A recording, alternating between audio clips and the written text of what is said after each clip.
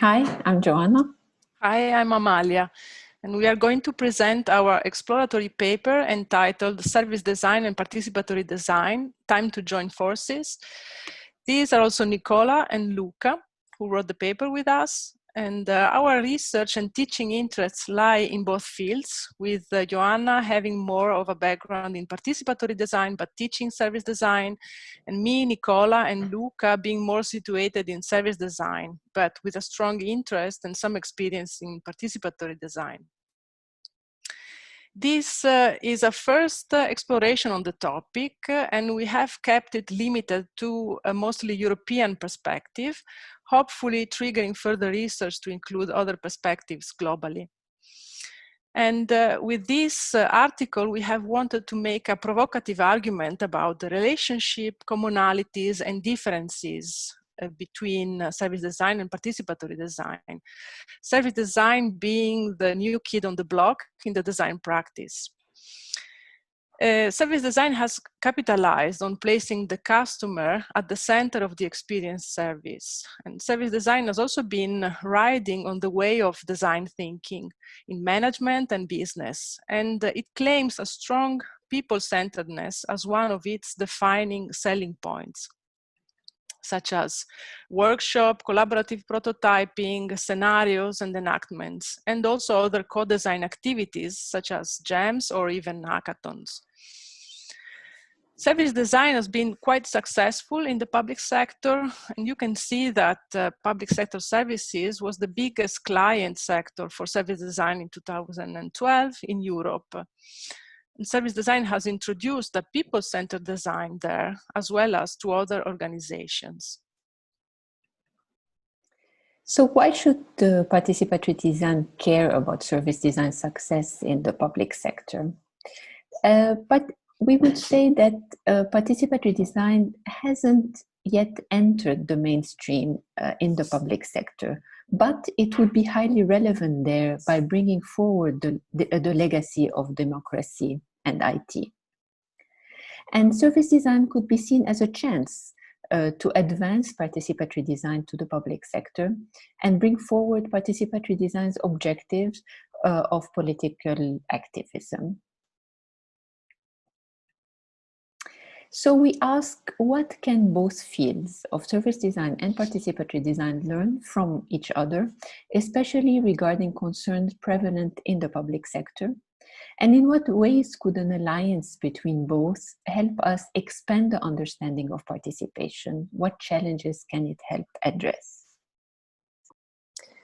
We will not go in many of the details of our study in this video, but please check the paper, for example, to have a look at the literature review of the service perspective in participatory design that we have done.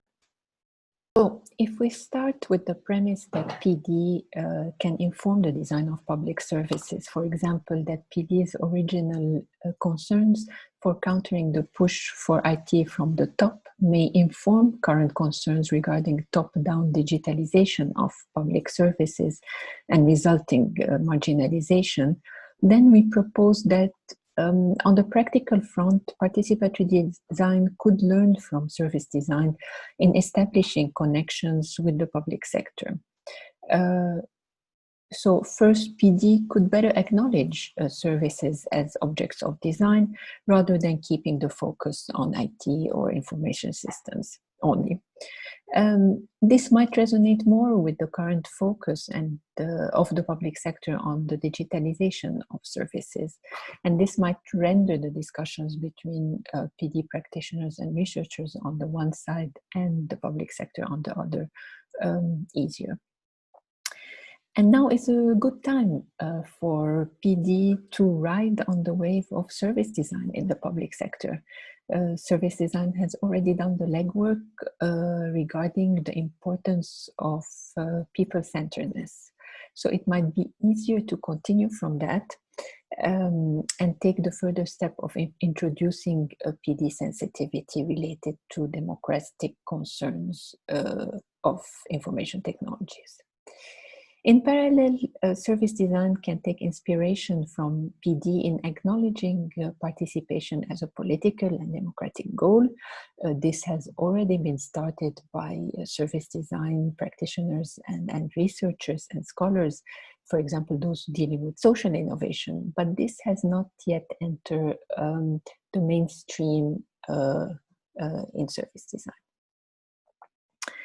More conceptually and theoretically, establishing a stronger link between service design and participatory design can expand our understanding of participation. So if we look deeper into service design's notion of value co-creation, for example, even if it comes from its root in business and marketing, it does allow for an understanding of participation that goes beyond the shared design activities. So, for example, it brings forth the integration of resources brought in by all stakeholders and also focuses on the value experienced by joining in. This resonates with concerns found in participatory design scholarship on the understanding of participation beyond the participatory design events. So we could find ways of combining notions of participation as co-creation of value with democratic sensitivities of PD. For example, if we look at how co-creation of value is being explored in the context of governance, their co-creation is seen as a process engaging various stakeholders around a shared problem, challenge, or task, enhancing the production of public value. So such an approach can help us better address concerns of scale and reach, including working across different organizational levels. These are all concerns found in PD. It also delineates possible links to be made with PD's own notions of infrastructuring, for example, which attempts to bring forth participation as something that's dynamically situated and in dynamic movement, taking place along multiple dimensions. More practically, again, such an expanded understanding of participation can expand the tool palette of service design and participatory design to address, for example, these notions of the emergence of complex socio-material arrangements that are in the making.